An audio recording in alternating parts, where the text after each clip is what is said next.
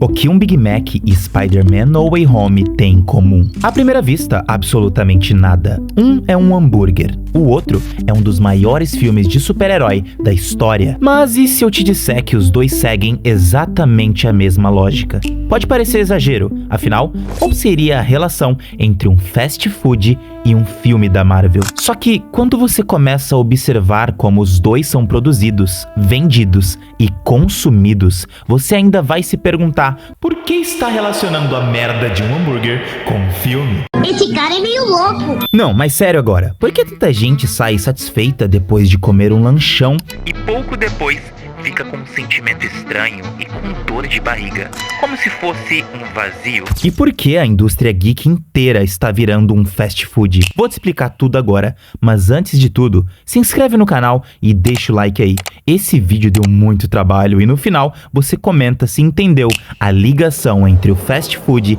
e a nostalgia do mundo geek.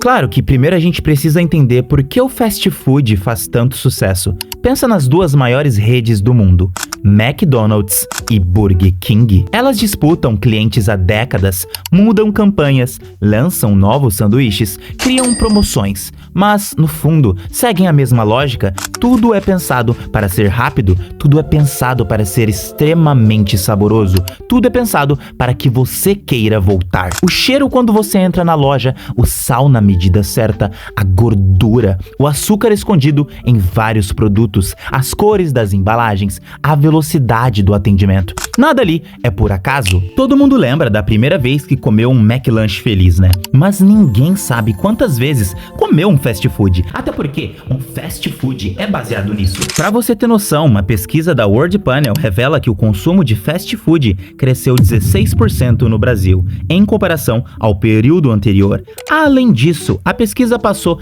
a representar 147,6 milhões de brasileiros. No Brasil, o McDonald's tem 76,4 milhões de Consumer Reach Points e o Burger King tem 68,5 de Consumer Reach Points. Tá, mas o que seria Consumer Reach Points? Consumer Reach Points, ou CRPS, é uma métrica criada pela World Panel que mede quantas vezes uma marca foi escolhida pelos consumidores. Então, por ano no Brasil, cerca de 62% dos brasileiros consumiram fast food. Isso significa que mais de 130 milhões de pessoas no país compraram fast food no mínimo uma vez. Isso me faz pensar que a gente não tá comprando só um lanche, muitas vezes está comprando alguns minutos de conforto. O problema é que o conforto passageiro não resolve um vazio permanente. O problema do fast food está aí. O objetivo não é fazer você apreciar uma refeição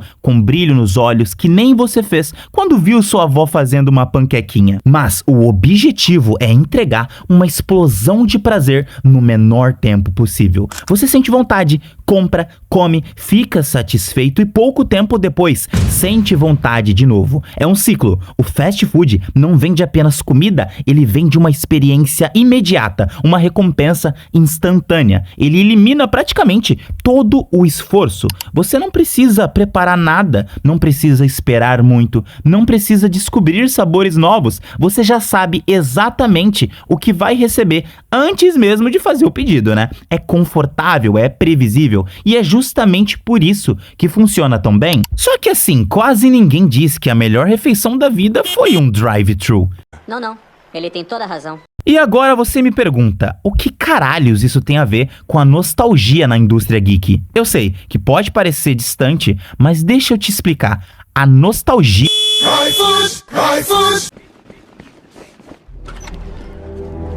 Peraí, galera. Deixa eu pegar o meu Big Mac e meu Whopper. Rapaz, você vai de brincadeira, rapaz. Essas coisas tá me deixando nervoso.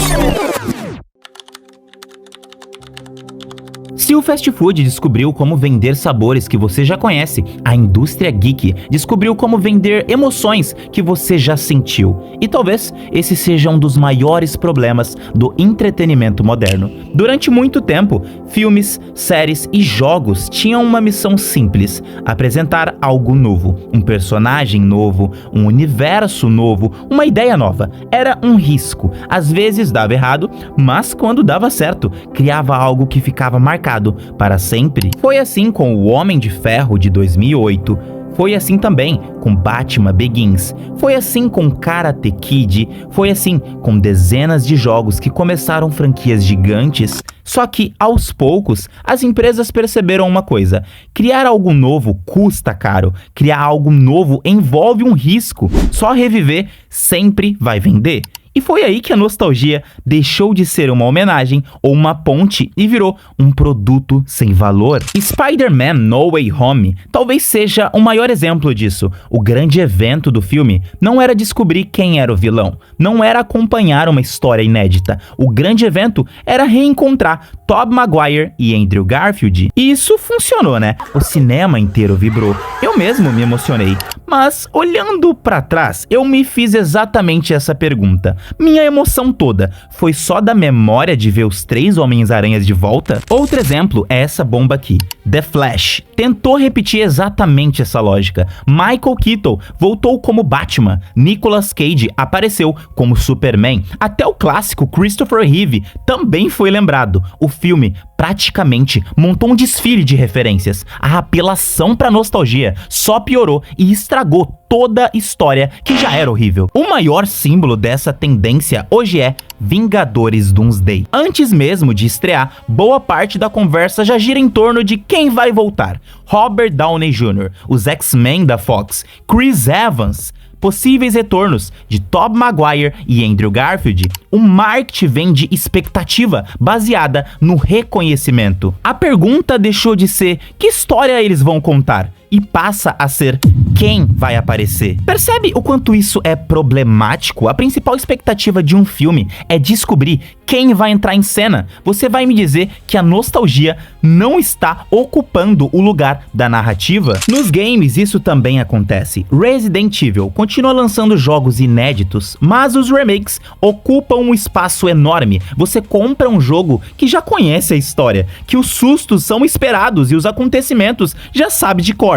O prazer está justamente em revisitar aquela sensação que você teve no passado quando era um menininho. Porém, eu te pergunto, quando que revisitar o passado se tornou mais importante do que construir o futuro? Ah, mas tem histórias que são construídas usando só a base da nostalgia, mas que apresentam coisas novas. E tem mesmo. Um exemplo disso é Cobra Kai. Cobra Kai revisita Karate Kid, mas não vive apenas das lembranças. Ela usa Daniel LaRusso e Johnny Lawrence como o ponto de partida para desenvolver novos personagens, novos conflitos e uma nova geração. A nostalgia serve como uma ponte e não como o destino de toda a série. Mas vamos ser sinceros, são raros os casos de histórias novas boas com base em nostalgia. A grande maioria é a apelação e extração de cada gota de nostalgia ao máximo. Tá, mas o que um Big Mac tem a ver com o Spider-Man? Sinceramente, achei que tava claro, mas vou te explicar uma última vez.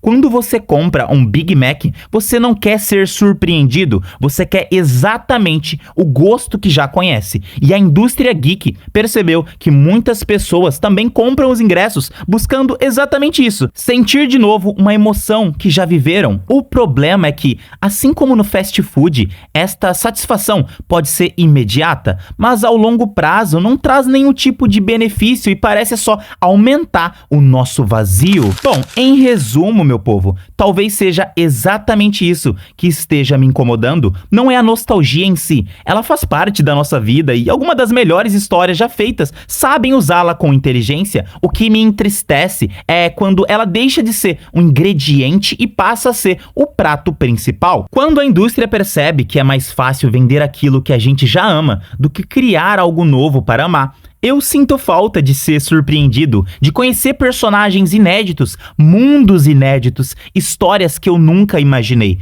porque foram essas histórias que construíram a nostalgia que hoje as empresas tentam vender de volta para nós. Talvez eu esteja completamente errado, ou talvez essa comparação entre fast food e a nostalgia faça mais sentido do que parece. Então, quando você tiver a oportunidade de pedir um fast food, use seu dinheiro para se reinventar na cozinha, fazer um prato novo, ter o prazer de cozinhar e conhecer algo único, e espero que as indústrias geeks comecem a trabalhar com mais carinho em obras novas e únicas para que um prato de comida novo ou um universo cósmico diferente preencha nosso vazio deixado pela nostalgia amarga.